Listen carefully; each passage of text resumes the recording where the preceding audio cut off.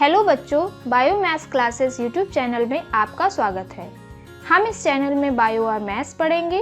Video अच्छी लगे तो लाइक और सब्सक्राइब करें। चलिए आज का टॉपिक शुरू करते हैं।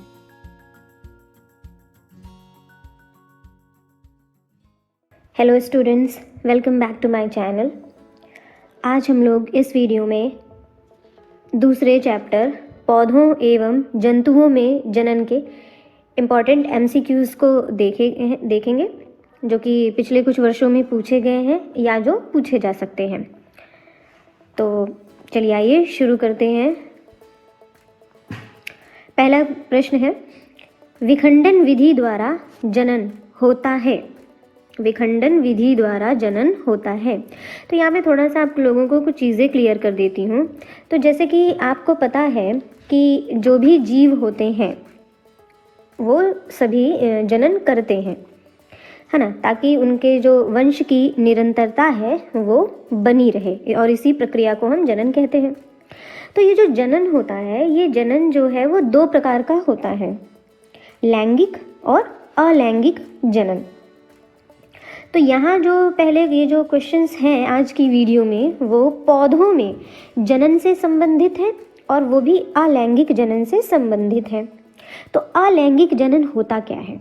अलैंगिक जनन ऐसा जनन होता है जो केवल एक जनक द्वारा नई पीढ़ी का निर्माण होता है, तो हम उसे अलैंगिक जनन कहते हैं। और यहाँ पर युग्मकों का निर्माण नहीं होता है। बिना युग्मक के निर्माण के यहाँ पर जो है कि नई पीढ़ी का जो सृजन है वो होता है, और इसकी कई विधियाँ होती हैं। तो उसी एक विधि को कहते हैं विखंडन विधि। तो विखंडन विधि द्वारा जनन होता है, तो किस में होता है विखंडन द्वारा? यूग्लिना, अमीबा, पैरामीशियम, तीनों में विखंडन विधि द्वारा जनन होता है। विखंडन विधि जो है वो एक कोशिकीय जीवों में पाई जाती है, और यहाँ पर क्या होता है कि जो कोशिका होती है वो दो या दो से अधिक कोशिकाओं में बट जाती है। यदि कोई जीव केवल दो नए जीवों को उत्पन्न करता है तो उसे द्विविखंडन कह देते हैं, और यदि एक जीव कई सारे जीवों का निर्माण करता है यानी कि कई कोशिकाएं बनती हैं तो उसे हम क्या कह देते हैं? बहुखंडन कह देते हैं। तो अगर आपसे विखंडन पूछा जाए केवल, तो आपको याद रखना है कि इस विधि द्वारा यूग्लिना, अमीबा और पैरामीशियम तीनों ही जनन करते हैं, क्योंकि ये तीनों ही एक कोशिकीय होते हैं।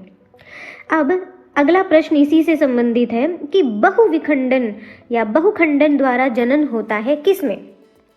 अब अगर आपसे पूछ लिया जाए बहुखंडन, अब देख रहे हैं आप, तो हम यहाँ यूग्लिना नहीं लिख सकते, हम यहाँ अमीबा नहीं लिख सकते। क्यों? क्योंकि यूग्लिना और अमीबा से केवल दो जीवों का ही निर्माण होता है, तो यानी कि इसमें कैसा खंडन होता है? द्विखंडन।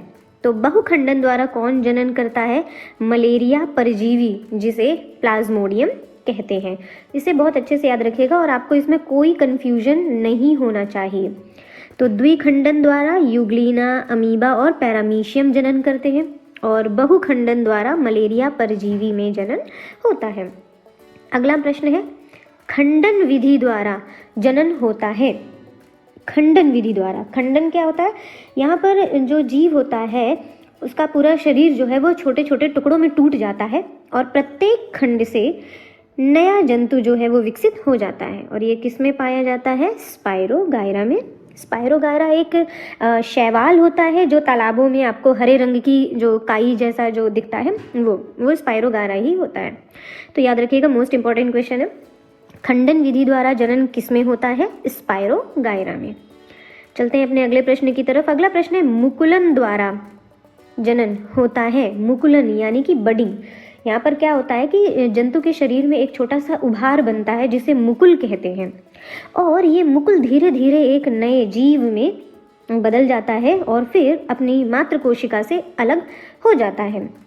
तो मुकुलन द्वारा हाइड्रा और यीस्ट दोनों में ही जनन होता है। अगला प्रश्न है, जीवों में अपने कायिक भाग से नए जीव के निर्माण की क्षमता को कहा जाता है। यानी कि जो जीव होते हैं उनके कायिक भाग से अगर कोई नया जीव बन रहा है तो उसे क्या कहते हैं? इस क्षमता को कहते हैं पुनरुद्भवन।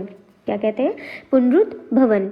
इसमें क्या होता है कि यदि किसी भी जीव का कोई भी भाग किसी कारणवश क्षतिग्रस्त हो जाता है तो क्या करता है, वो अपने खोए हुए भाग को पुनः प्राप्त कर लेता है और इससे 2 नए जीवों का निर्माण होता है।